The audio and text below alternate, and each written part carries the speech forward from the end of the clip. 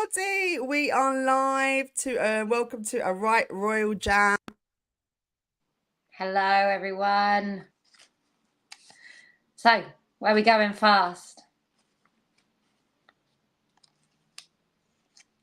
Oh, my sound's gone.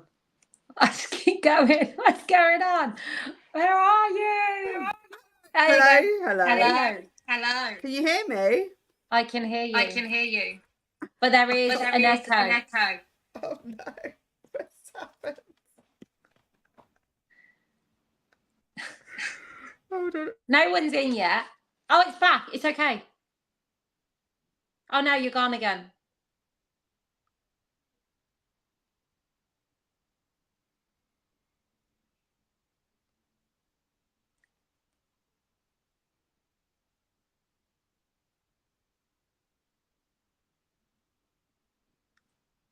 Bear with us, Kaz. Victoria's having sound issues. Can you hear me, Kaz?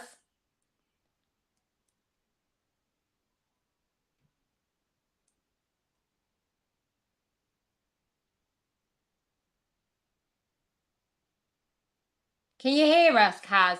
Can you hear me? Vic's having issue. Yes, you can hear me. Vic's having sound issues. It's nothing like two women in their 40s trying to sort out technology, is there? How are you, Kaz?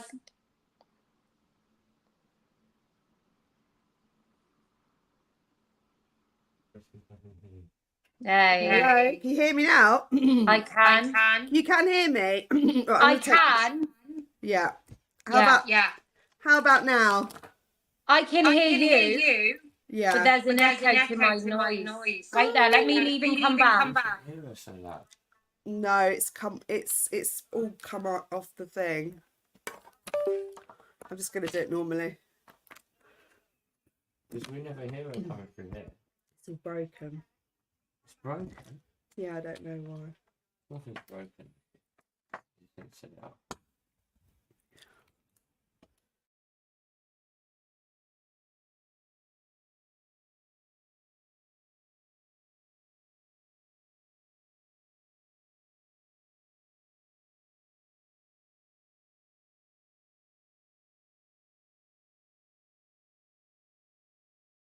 It's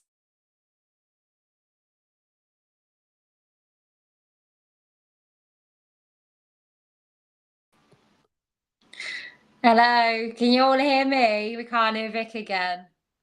You're muted. Hello, can you hear me now? I can hear you. I'm so sorry about that, everybody. I don't know what happened. The mic just dropped out, and so did the earphones. Oh my God. Panic over. Wow. Let's start again, Tina. Okay.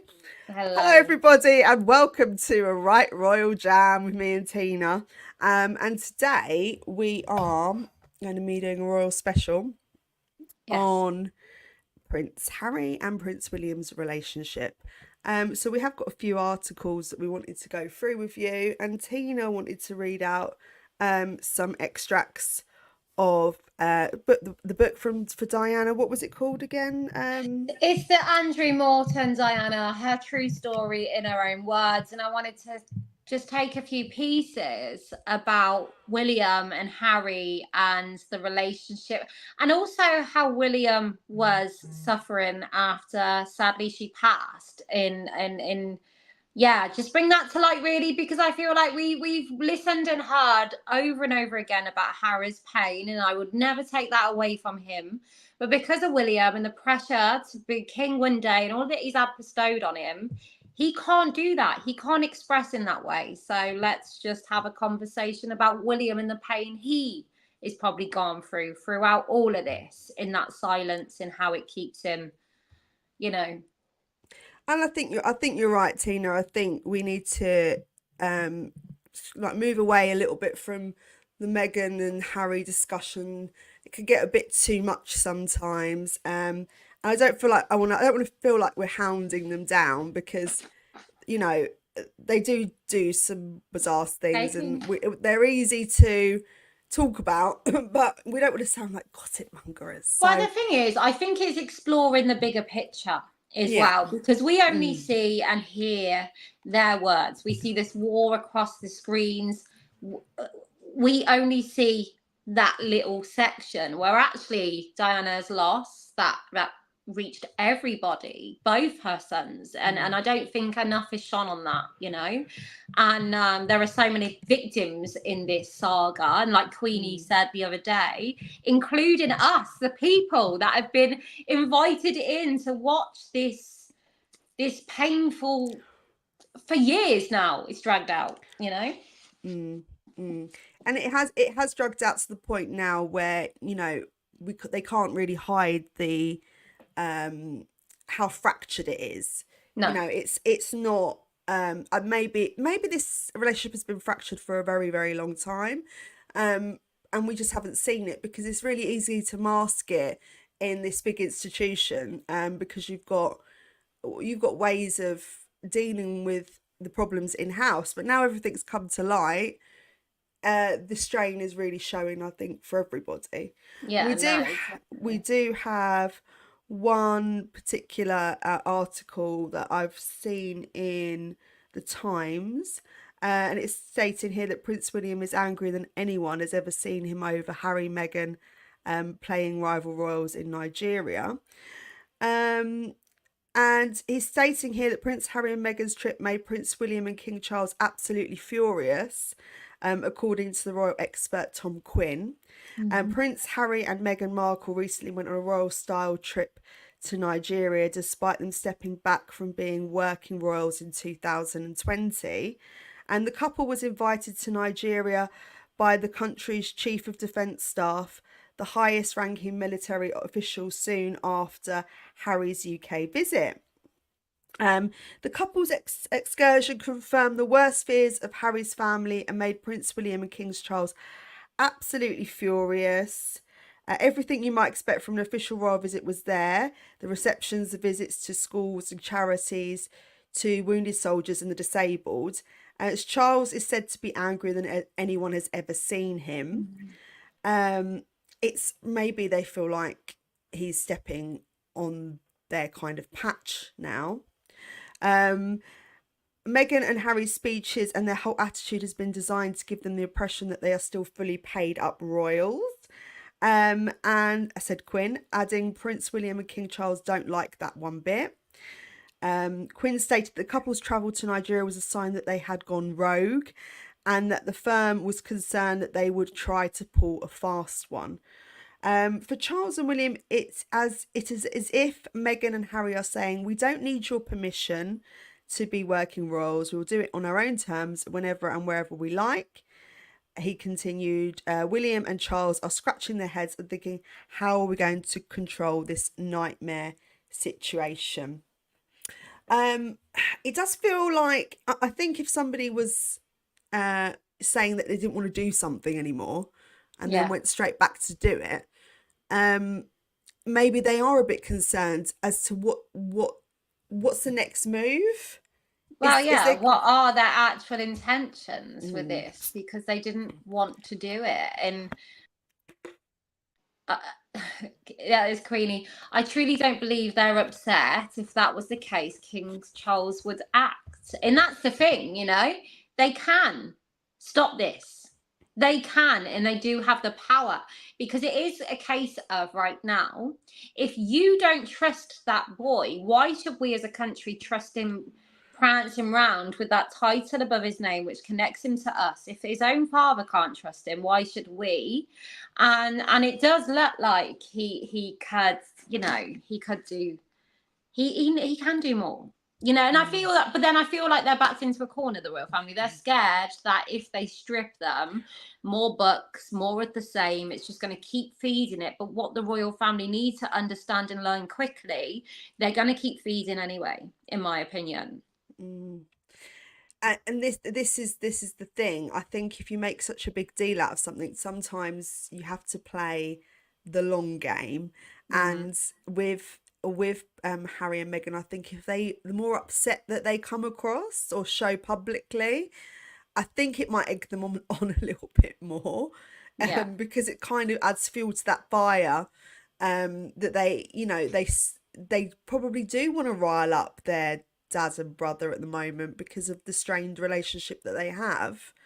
They maybe this maybe just kind of spurn them on a bit more. Yeah.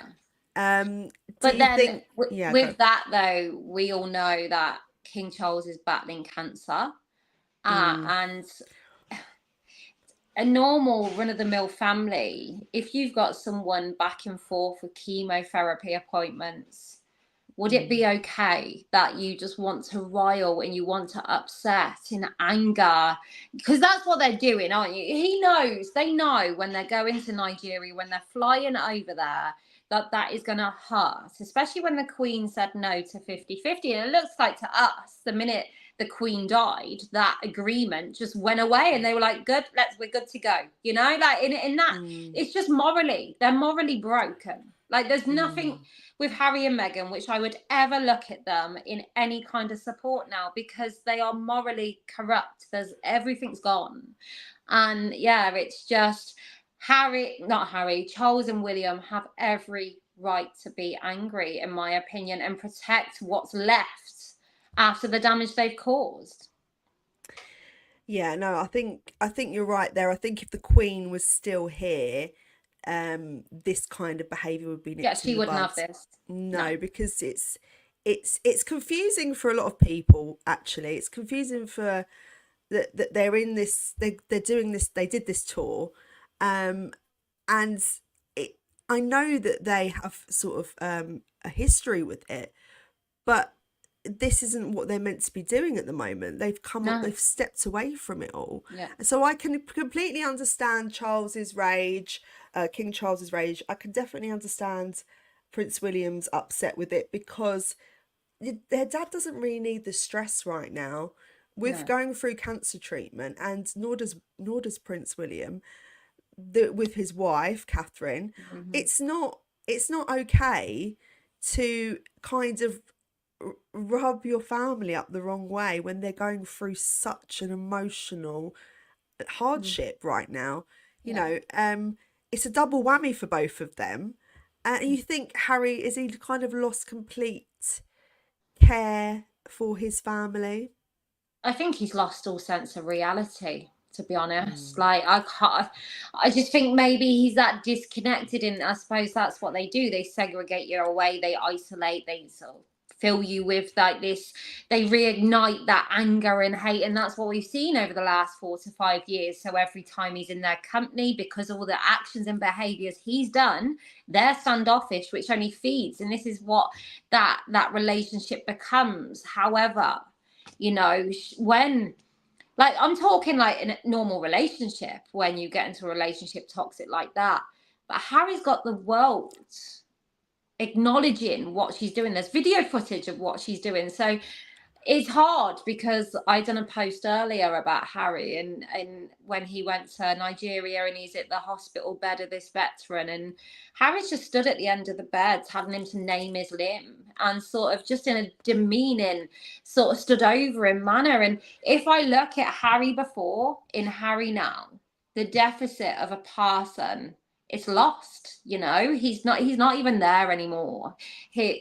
Any presence he had before with the magic of the monarchy, it's gone. And that's why it makes it even worse watching him step out and pretending. But here's the thing with William, you know, we all feel it watching it. Can you imagine what it is to be William, to have lost your mum, to have walked behind that coffin with your little brother, to have been there, to watch him happy and smiling? So William's got another level of grief and a loss of a connection to his mum in Harry, you know.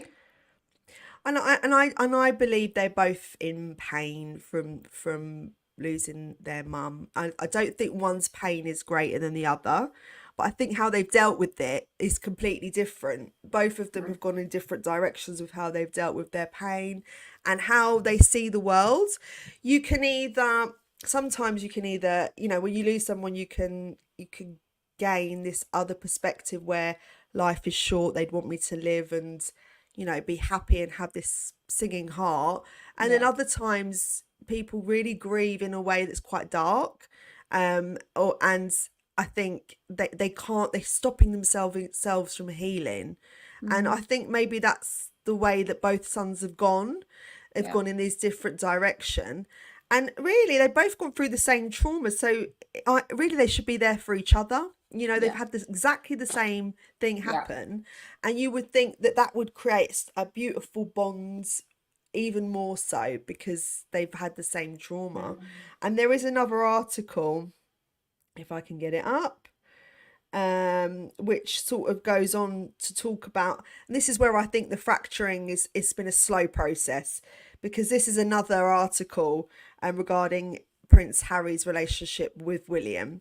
This is from the Mirror. It's stating here that Prince Harry felt sick after Prince William turned down the wedding plea with 4 blunt words. According to his memoir Spare, Prince Harry had a specific request for Prince William the night before he married Meghan Markle, but he claims that his older brother's response was not what he was expecting. On this day, 6 years ago, Prince Harry and Meghan Markle were gearing up for one of the most special days of their lives, their 5th wedding anniversary. But it was back in May 2018 that they tied the knot in a fairy tale wedding at St George's Chapel in Windsor Castle. Since then, their lives have taken a very different path from what would have been expected when the couple quit royal life for California, and Harry is now barely on speaking terms with his older brother, Prince William. But William stood by his brother's side as we welcomed Bride and Meghan down the aisle before saying I do. However, the night before the nuptials, Harry had since revealed he was left feeling sick following a tense chat with the now Prince of Wales. In his memoir Spare, Harry recalls having drinks with friends at Coworth Park Hotel, where he stayed the night before his big day at Windsor Castle, and he claimed William, who had just become a dad for the 3rd time, had been due to join them but then cancelled at the last minute, citing Kate and the kids. Then he goes on to say that he reminded William that it was their tradition the night before William's wedding. The pair had dinner together ahead of greeting the crowds. And then Harry claims William asked, "Why are you even saying hello to the crowds, Harold?" To which Harry, in response, admitted the book, "I felt sick about it." It also states here that Harry did concede that William eventually changed his mind about greeting the crowds and did agree to join his brother as the Duke of Sussex. Maybe the granny intervened. Harry says he pressed William about having dinner together and staying the night, and eventually he relented and agreed to dinner, but wouldn't be staying over, reportedly telling his brother, "Sorry, Harold, I can't, the kids." So this article, I think, it shows the decline in the respect, I think, that maybe Harry had for William at the time when he got married. And that change in... Yeah, go on, you go on. Carry on. The change in dynamic when he gets married to Meghan, I think he didn't really like Meghan from the get-go. What do you think? Oh, it's hard, isn't it? You know, to be honest with you, we've seen the damage Meghan is capable of doing. All this was behind closed doors. They got to see this firsthand before we got exposed to it. So am I shocked when I hear and we understand about all the dramas that were going on? And we know on the run up to the wedding that was going on. However, you know, that shows the immaturity of Harry in that moment, because as we've heard with Harry, his family comes first, his children comes first. And here's the reality. If you were to go back and ask Harry that again, would he still... Actually, he's wrote that in his book, hasn't he, about how upset he was that William put his wife and children before him and wasn't here for this tradition. However, Harry is adamant his wife comes first. So it's okay for him to do that, but William not, because even in that instance, Harry is still the victim. And I actually, now thinking about it, because I can see kind of both sides, but with more so, I think you're right with Harry. When you do have kids, things change. Everybody else isn't a priority anymore. Your brother and your sister kind of take a bit of a back burner because you have got young children at home. And I would say, I think maybe Harry at the time, not having children, didn't understand that relationship. Yes. And he probably wanted, this all singing, dancing William, and he just couldn't provide that at the time. So I do see where you're coming from, and I think maybe Harry kind of reads into things as everything is against him rather than it's the world doesn't revolve Yeah. around Harry. Yeah. You know, it isn't Yeah. the Harry show. It is, there has to be like a middle ground with every relationship you have with somebody. Yeah. I mean, what do you think? Well, I just NAA, or is it NA or nay? What tradition? Having Yeah. done it once at William's wedding does not make it tradition. And here's the thing: it's you've got an older brother and a younger brother. You've got an heir and a spare, and this is where it comes into play. Because Harry was able to party. Harry wanted to be there for the party. So of course, a bachelor party, a stag do, he'd have been all there for. Of course he would. But the dynamics were different. William was older. He had a wife and children. It's a bit different. And it's like he can't take himself out of the box and understand that their lives are different and they were never going to be completely equal, just like any older brother and younger brother. Like we all have different. And funny enough, I see a Gabor Mate, and bear in mind he was the one who was rocking on the sofa with bloody Harry, and he was saying about no two children in any family have the same relationship with their parent, because the older sibling would have a different relationship, the younger one, that each child have different.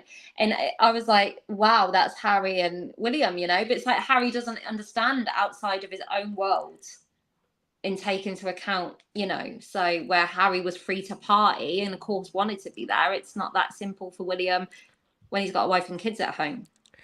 And I think there partially is you know, the level of responsibility that William has.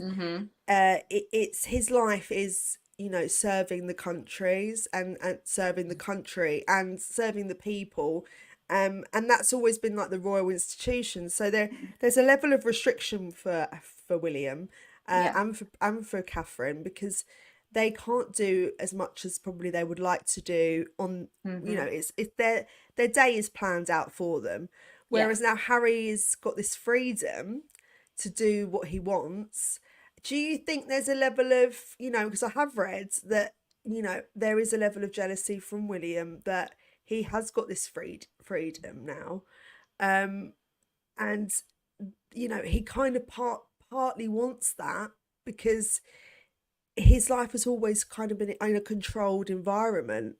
I understand that, but I feel like, yeah, there might be a bit of resentment, but I think the anger to what Harry's done to his family and his sadness at what his brother's been capable of doing probably reaches more.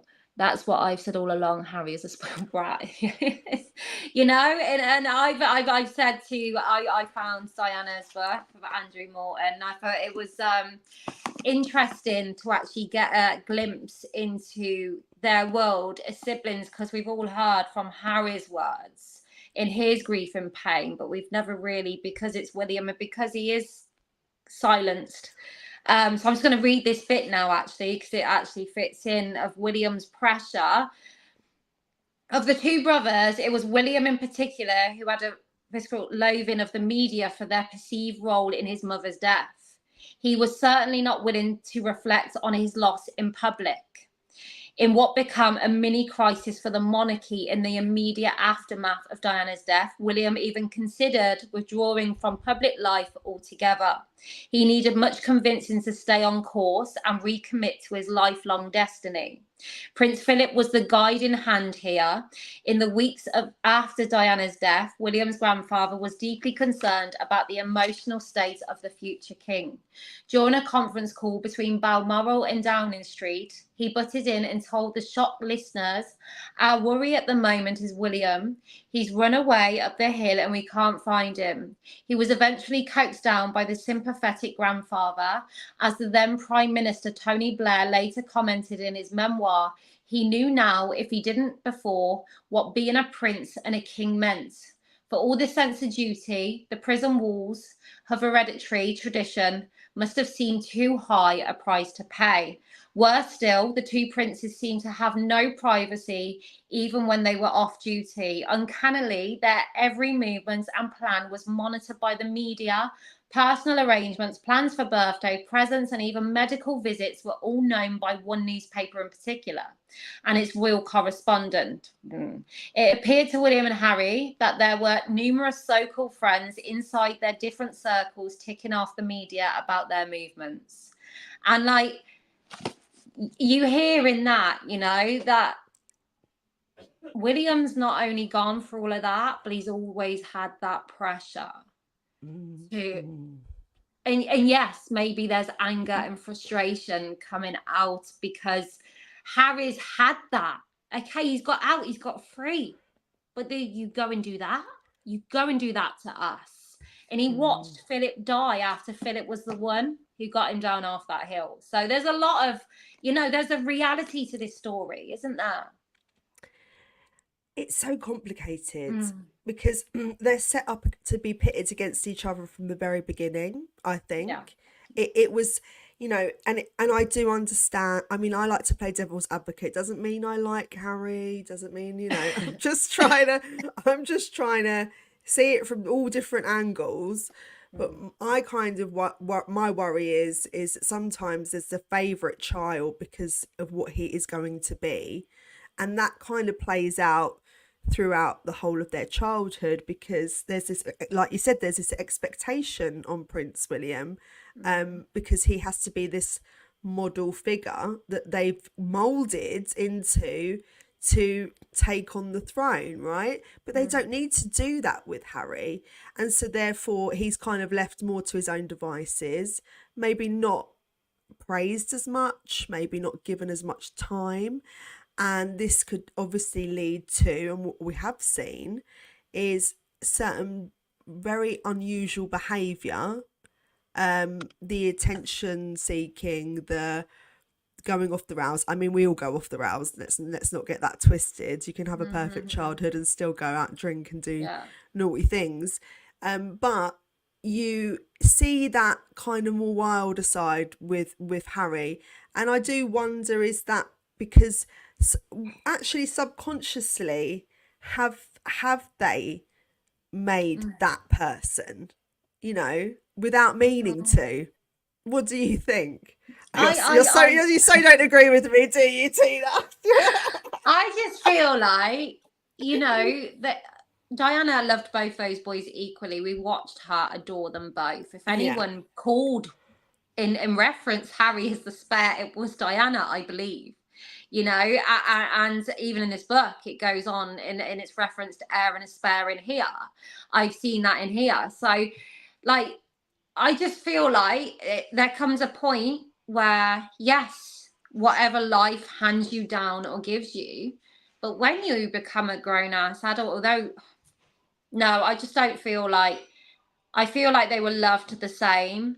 I feel like we didn't see any of this in Harry before. And like you said, yes, it can be hid with the institution, but you can't hide those natural smiles in Harry's natural ability with people in the direction he was going. And that's healing with Catherine and William by his side. He even said he didn't realise there was an issue until Meghan come along.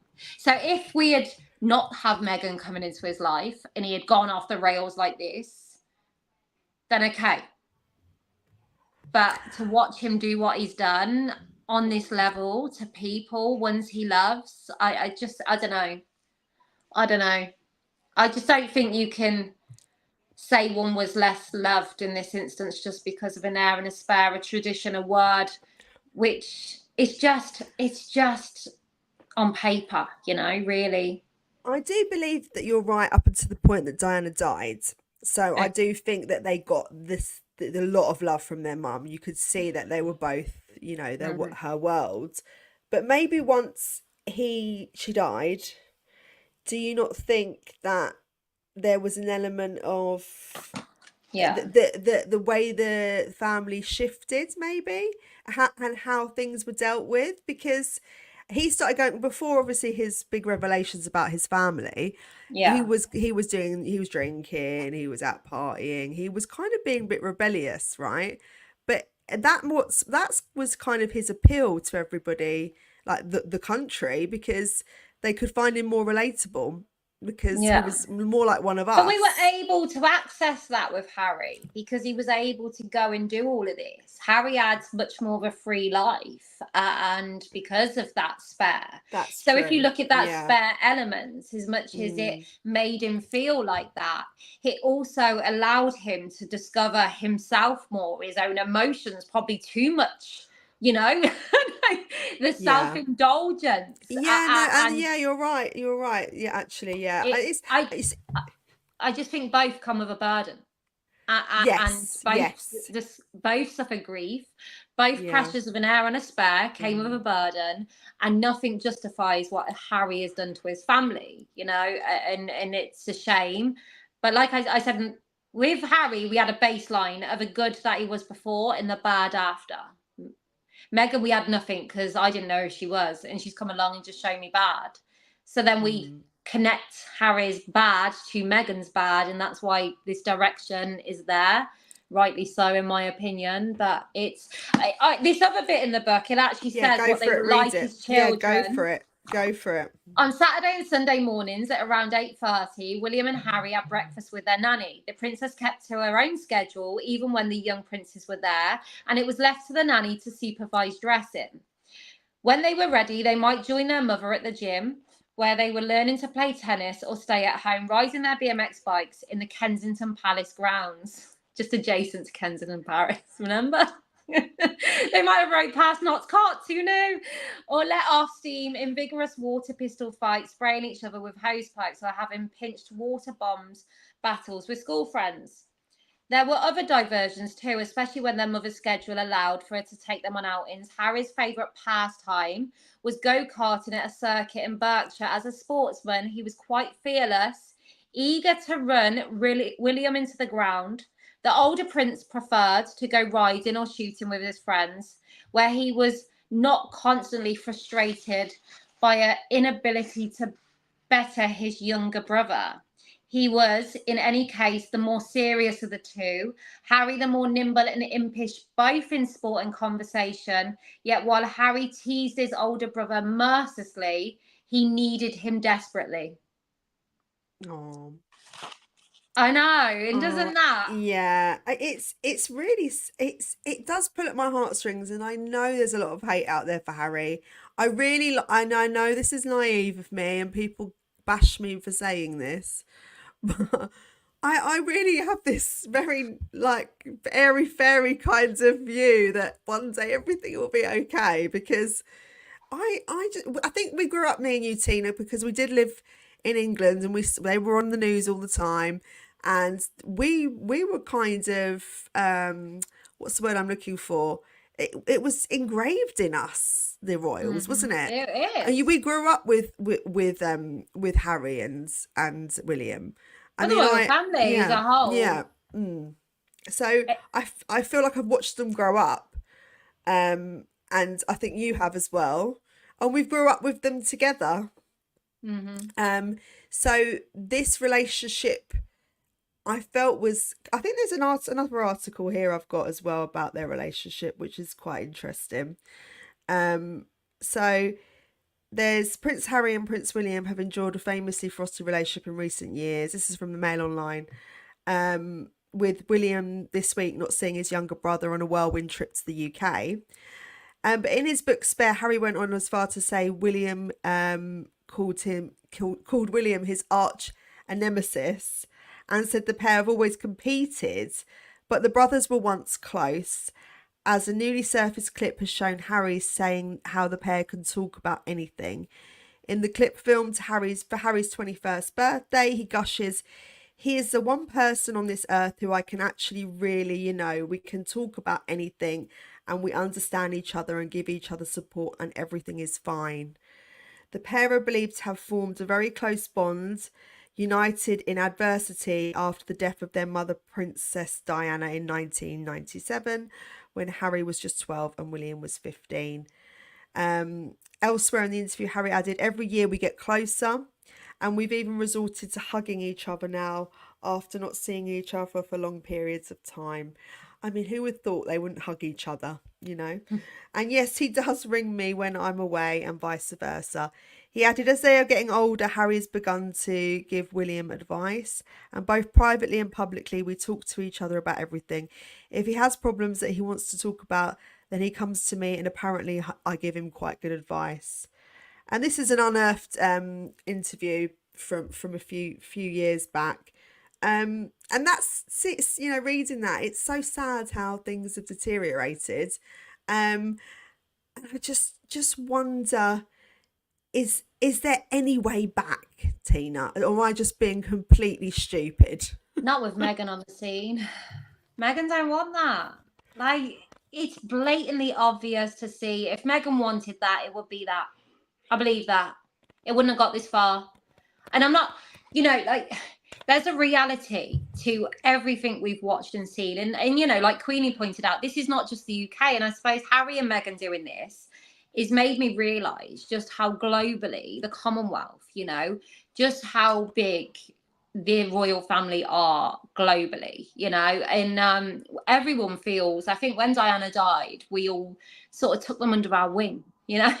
We're just like our boys, like leave them alone, they've been for enough. We see what the media did to them, we see what they did to Diana, and we ferociously just like leave Harry alone, like when the media were out slamming him for being on rooftop bars. But I feel like this is not just one step too far with Harry, and he expected, he sat on that sofa and asked us all to choose, basically.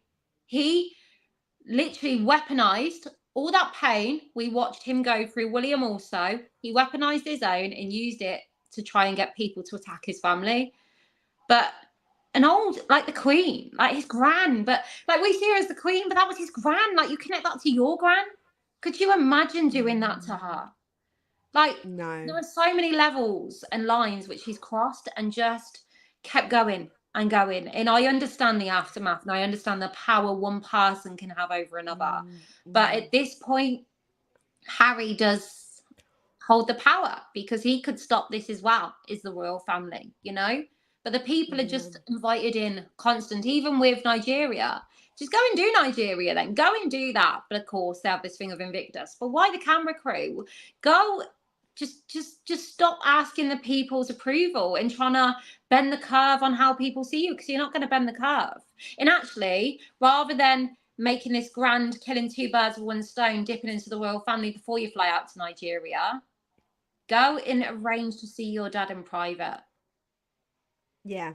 But I don't think Charles wants to see him. I think he is still raging. I think he would. I think if Harry said, let's make this happen, I don't want anyone knowing.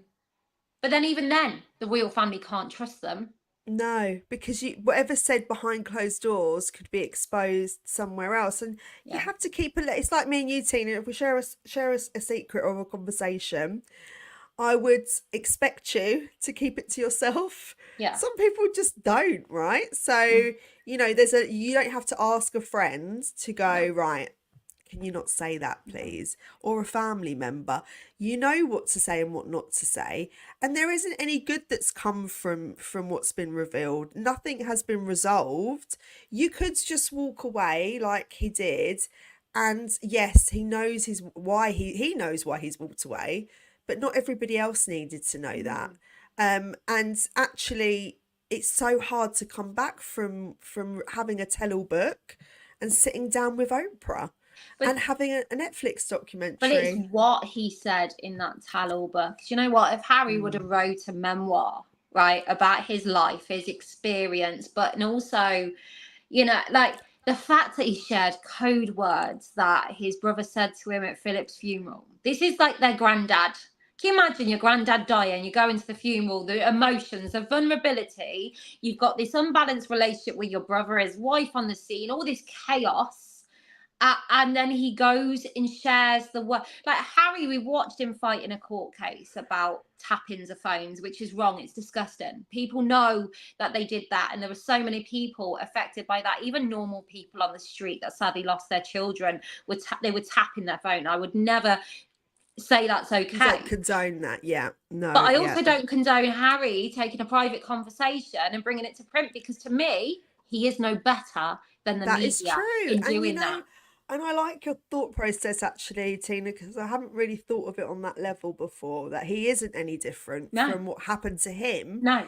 It's kind of like he's just doing it, and he's doing it not just to, you know, a random person. He's doing it to people that have brought him up. He's doing Right? it to, Like, you know, the thing is, at least you can segregate from the media. At least Harry can segregate that pain that they're doing a job, they're doing it for a payday, they're doing it to feed their bastards.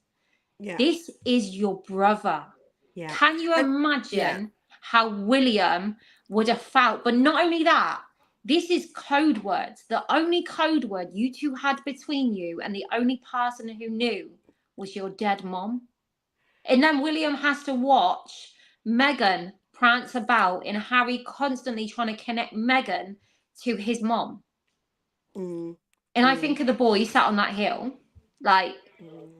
in watching Meghan go out in duplicate outfits, knowing she's putting perfume on. Like, this is dark. You So know? is she putting the same perfume on? Allegedly, as... she wears the same perfume as Princess Diana. You know? Allegedly, but you know what? I don't really need to. It's we like what see you spoke about the other day about allegedly she's speaking as a medium through. So can you imagine William knowing that someone potentially, allegedly, is manipulating your mom, the one who hugged you, the one who made things okay, and they're pretending to speak to her from beyond the grave to get into your brother's head? You know, I'm almost certain that if this is all happening and this is true, yes, and it's I Andrew know, Morton's book. Sorry. Yes, Not a yeah. bad one, is it? I don't think it's a bad one that Diana was angry with. Or the royal family. Oh God. That's the one. Yeah. So what was I saying? I was talking about So if this is really happening, and she is doing all these things, it almost sounds a bit like a brainwash situation. Mm-hmm. It sounds like she's an individual cult master. You know, the brainwashing tactics, because I mean, I have heard stories of other people doing these type of things to get into people's heads. Yeah. This is a good manipulation tactic, but this is on par of like a single white female, like a psychopath. And I'm not calling, this is just my opinion, but it is a weird. It's edging on that. It's the books that I read, you know, how to manipulate people, how to the power what's the other book, power balance, I don't know. There's all these weird wonderful books and how to control people, right? And I haven't actually read them. I've ordered them, but I've not read them yet. But this is the type of thing that this comes to mind. It's almost she's read like a Bible for it. And she's gone, right, this is how I'm going to keep him where I need him. And she's preying on his mental health, maybe? Well, if that's the case. Queenie said, hence why I asked the question, why isn't the family getting H out of that? How can they? This is the thing, and this is where I think it's very important for people to understand the extent of a trauma bond. I watched it with my own eyes in The Woman's Refuge, you know. I watched a woman rocking because the need to go back to this person who put her in that place.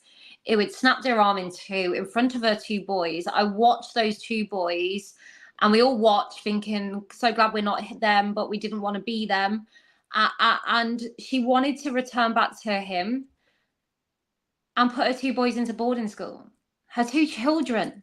And it is, until you understand, like, so if all what we think is true, and Harry just thinks like the only person in the world who gets him, who understands him, who loves him, he's got this connection to his mom, is Meghan Markle. Yeah. Everyone else, the way it's been set up now, even though we've watched him do all the damage, everyone else is against him.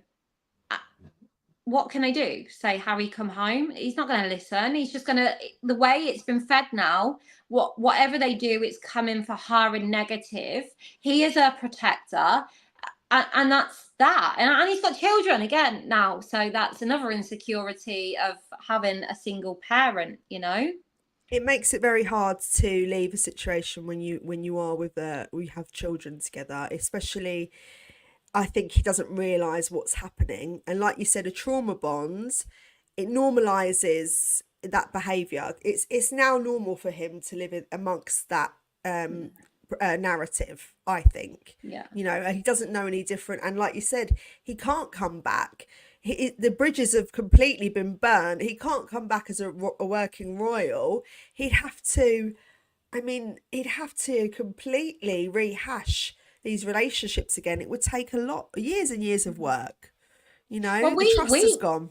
We know how much damage he's created. And if he was to actually open his eyes and look behind him and acknowledge and accept and step out of that non-reality he's living in, that's going to, like, and also, if he does that, he's got nothing to go back to. All the bridges are burnt, as we know. So he's got to keep going now, you know, and this is what they do. But you know, I feel like William is more angry for livid, and I don't blame him. I don't blame Charles either, but I do understand that Camilla does a lot with domestic abuse charities, and I think they probably understand to a certain degree what's going on here. Because in Harry's book, The Spare, when he had that to do in the kitchen, you know, the dog bowl, and Harry's back was scratched, and it was so traumatic, like, really. And this is the levels of victimhood. Like, how many of us have had a scrap with our sibling? I can't tell you the amount of times I had fights with my sister. Chaos, absolute chaos, carnage. Yeah. And you know, that's just part and parcel of growing up, isn't it? And it's part and parcel. Do you know what? It just goes to show how protected Harry was until that moment. If that was so traumatic for him, because the rest of us would be like, I think Harry told the world and expected us all to go, oh my God, and we were like, yeah. Shit happens, and it's very normal. It's very, very normal for boys to fight a lot. I mean, boys, they are real handful, boys. And when they get together and their testosterone's going all over the place, that's they're growing up. They're learning how to manage their testosterone by fighting with their brother. There's it's their journey together to be men. So it's absolutely normal. As long as they're not pulling knives out on each other and, you know, battering the BS out of each other, then it's fine. I think maybe the problem with these two princes is not these two because of Harry, but because their life was so kept and maintained. Yes, they lost their mum. They went through the same trauma there. So they're equal there. The heir and the spare thing, that stands out because they had nothing else to worry about, in essence, because their life, you know, tennis and doing this and that, this was their life. You know, Charles had a nightclub built in one of his homes for Harry. Like, who has that? And I think go on, carry on, sorry. The heir and the spare becomes such a big thing when actually that's the only thing Harry had to feed off. And you know what it is, and it's this rich privilege, right? And it's something that I've noticed. I have a few different walks of life around me. I'm listening. Yeah, no, that's fine. I have a few walks of life around me, and I think that when you're not well off, your main concern is making money and paying the bills and literally living hand to mouth at some points in your life. And you haven't got time for drama. You just want to do your day's work, get on with it, and you know, raise your children or be in your family. And I think when you've got all this money and you're born into it, then there starts to become this element of, well, I don't have to do anything productive in the day. Or I don't have to. You can do something productive, but you don't have to fight to survive. So then your circle of friends are all rich as well. They're all elite or what have you. And then there's this element of like, we're creating this drama because there is kind of like something missing because they haven't got to aspire to, or they haven't got to work hard. Their main focus is not making money. Their main focus is something else. And I've noticed that there is a lot of drama within the elite side of life. maybe I'm completely wrong, but that's how I feel. That's kind of my viewpoint on working class and higher class. You know, of Yeah, course, some people absolutely. love a drama anyway, but I think Harry's has this isolated world where he's created a lot more problems for himself than he needed to. Yeah. And if he actually had to kind of live in a different environment, maybe he wouldn't have that mindset. But here's the thing, this is what I don't get with Harry, because we watch him even this week at Nigeria. We watch him stood at the end of someone's bed who's had his limb blown off. He's gone and sat with children who have got cancer. Yeah. We've watched him go and feed the homeless with Diana. He's been a part of the royal family, exceptional wealth, but they've tried to bring him back down, like we see them do with the Wales's children. Okay, this is what they do. They're getting ready to do a life of dedication and charity. Wouldn't you take, you know, when you stood at the end of that bed of that man in Nigeria who's had that life of fight, and wouldn't you take from that? And that's the thing, he's not even got the ability to understand his lucky, to take from that moment where you can actually sit on a sofa and moan about bumping your head on a ceiling. And that's the thing where I feel like the money has destroyed, because there's nothing, he can't even take a good in his life from someone else's plight. Do you know what I mean? Like walk away and think, do you know what, I'm really lucky, all this shit with, I really need to appreciate life. Like we would. Yeah, I think you do when you see anyone that's worse off than yourself, or has, you know, is going through something really bad. I mean, I always thank my lucky stars how healthy my children are, and you know, if you do see a child that's, you know, is this, if I see a disabled child, or if I see someone that's sick, I feel like, God, thank you so much to have my health, that my kids have health. And it does bring you back down to earth a bit, doesn't it? It makes you think, right, why am I getting so annoyed about these small little things? Stop getting overly, why are you angry about something that doesn't really matter? Life is just so precious, and we have to kind of weigh up what is important to us and what isn't, right? Yeah. And I think that's what we see William do. You know, we see him try and do the bike rides with his children, taking the good about the childhood he had. We see him try and give them the love, and we see them with his kids. And I see a post the other day where he's literally just like, Charlotte's looking at him and he's messing with her hair, just these little connections with his children. I think William understands that their chapter is his chapter now, you know, rather than hashing over. It's trying to take the good from his chapter and give it to them, to give them the good start, you know, where Harry, we see him so angry and bitter. Like we and it's easily done when you faced shit. It feels, but it's down to you as a grown-ass adult to you have to do the inner work, and because if you wake up every day with hate and resentment in your heart, it's going to impact your own life, not anybody else's. Absolutely. If you hate and despise, and you feel such a way about somebody else, and that's all your energy is put into that person, it blackens your own heart. It does, and it doesn't save you. It's not going to change anybody else, because the one thing you can't do is change someone's behavior. You can control your own behavior, but you can't change other people's, and you have to let that go. You know, you people will do a lot of bad things to you in your lifetime, and they'll stab you in the back, they'll be disloyal, but the way you have to deal with it is go, right, karma's coming for them. I'm not going to worry about what they've done to me. I'm going to move forward, you know, because I could be so angry and enraged all the time, you know, with things that have happened to me, and I could, and I was at one point in my life. And me.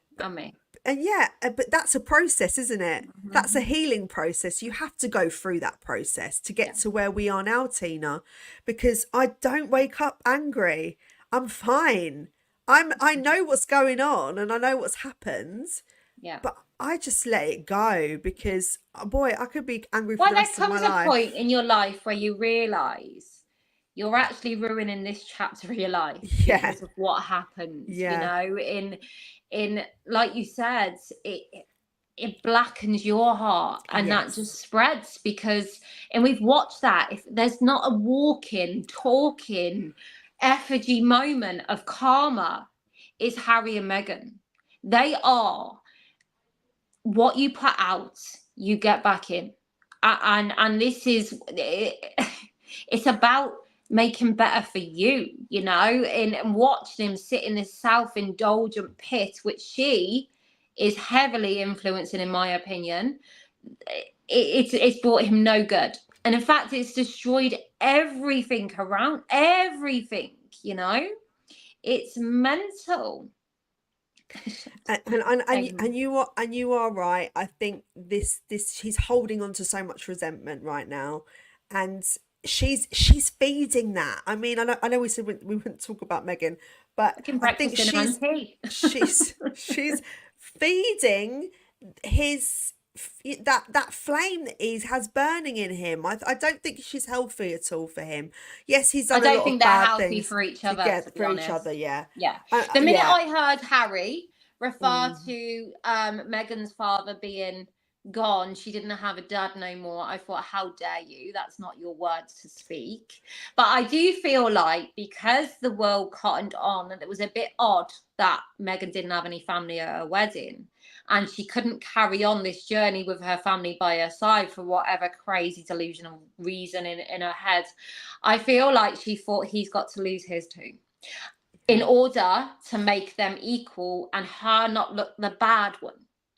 So I feel like that needed to come into play. And let's be honest, she didn't want to go to bloody Slough on a Wednesday in the grey and the rain, did she? She didn't want to do that. She wanted to be paid. She wanted celebrity. She wanted red carpet. We've watched that. And like Queenie said the other day, Queenie was saying, White House is what she wants. And when you see governors She's doing come Kanye out, West. when you see governors come out to defend her, and this is where the royal family need to wake up and look at that. They need to look, because this is not just a son having a strop on the world stage anymore. This is your son using those titles to mingle with circles and get protection like that off the back of them, off of our country's name. And it's an embarrassment to us all now. You know, it's all shits and giggles when they're out there embarrassing themselves. But the country, it just looks, it's sad that she and he have done that. You know, there's a lot more unfolding, and actually we've got a show on Monday at, is it 6 p.m. you want to start with the Right Royal Jam, Tina? Yeah. 6, is that okay with you? A bit earlier, or are you okay with 6 p.m? Can you do 6:30? 6:30 yeah, that's fine. So 6:30 on Monday night, we're going to cover a little bit more about Nigeria, and we have a few quite explosive extracts to read to you. I found some weird and wonderful articles, and we've got some interesting news for you for Monday, but we didn't want to put it in this special tonight because we did want to focus just on Harry. You can't do William without Harry, can you? I know. We did want to just focus on Harry and William, you know, and this is the thing. They've always come together, and it's hard when Harry's caused the pain on William, but you know, I just feel sad that William's whole life he's conformed to carry on what's coming and bestowed, and he's done that, and he's ticked every box, and he's never set a foot out of place. And the day his brother comes out to abuse him, when he says, I've had enough, it's like everyone's he's wrong. No, he's not. Give the man a break, you know? Yeah. No, I think he's actually really, he's handled this whole situation really well. He's kept his cool.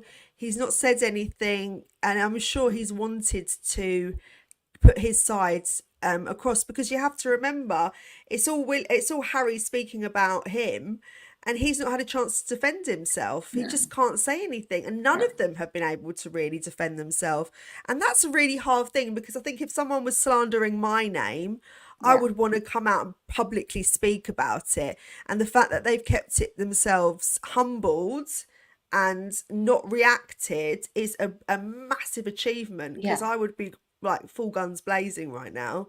The more But they also, do. but that's the thing though, isn't it? You've got the added pressure of William. His son's got to take this on. Like, Yeah. can you? I just couldn't even imagine right now. And I feel like, should William want Charles to act more, I can imagine if Charles isn't, there's a lot of anger, because this isn't just affecting William and his future reign. This is his son.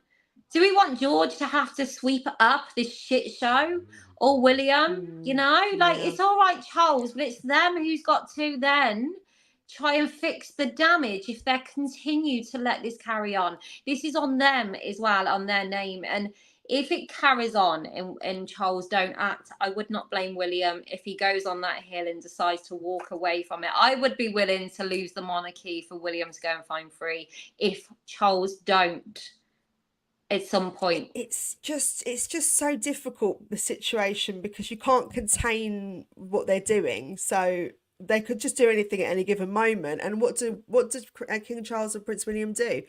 It's all it's going to do is well, the rift's completely, you know, it's like wider the rift's there, and they're doing like everything bigger than the ocean. It really is. But it's there. They're doing it now on the world stage. Everything that the royal family have probably feared, they're doing it anyway. And they're going to continue doing it for as long as the royal family allow them to do it.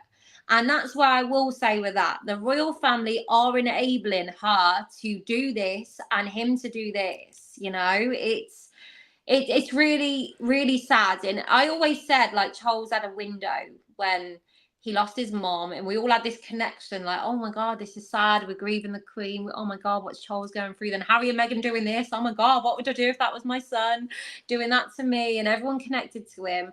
And he had a window of opportunity, and I feel like he's done that really well. I love the portrait, by the way. I know many people don't. What did you think of it? It looks quite satanic, to be honest. I do. Now, do you know what? I just see it like it's modern. It looks like a bloodbath. Like, it's different. It does. I would have preferred it in like blue. Blue, yes, the royal blue. I think it would have been. But I just feel like it just shows Charles trying to move with the times, and I feel like it wouldn't look out of place in the Tate Modern, and I just think it's really cool. And again, everyone's talking about it. Everyone's talking about it, so it's bringing in a new modern. I do think that that's a better way of doing a portrait. I just don't like the red. I feel like it's all very bloody and satanic. That's just my opinion, because I've seen too many horror movies. I think that's probably why. But what we'll do, do you want us in the chat, do you want us to have another conversation about Prince William and Harry? We've got loads more. I can find more. We can, and we've got loads of unearthed clips we can find. If you would like us to do this again on a Saturday, you need to figure out how to share your screen, Vic. Oh. Listen, I'm just getting We're going through the old week. school with books. I know. No, do you know what? You're right. I'm gonna do it for Monday. I'm gonna share the screen on Monday. But if you want us to do another William and Harry special, then press 1 in the chat if you want us to do it again, because we can do that on a Saturday if you want, Tina. Saturday again at 5:30. Well, the thing is, with an hour, with the hour slot, it's less grueling, isn't it? Yeah, you know? yeah. I feel like you can get it all in, and it don't drag it out. So you're not just speaking about exactly anything. I'd rather it be more quality over quantity, because we could just rabble on otherwise. Yes, but I could go all night. I know. Thank you so much for everyone for joining us. We really appreciate you. Go over to Tina's channel. I'm going to put her links in the description box, and her TikTok and her YouTube. Also like and subscribe, please. Share. Memberships, if you want to get one, because we just need to invest in the channel and make it beautiful. And as I'm not great with technology, as you can tell. I've got to sort mine out. I'm meant to be doing this, and I don't even know where to start. I'm like, I don't even know how to do it. We need a day of screen sharing, Tina. Once I work out how to do that, we can sort out your stuff too. But thank you guys for joining us. We really appreciate it. Right Royal Jam is now going to be every Monday at 6:30, and every Saturday we're going to do a special at 5:30. Thank you so much. And we're going to do an autistic Bye, Queenie. Bye, everyone. Well, Podcast soon as well. autism. Neurodivergent. Lots of All love. right then. Bye. Bye. Bye. Bye. Bye. Bye. Bye. Bye. Bye.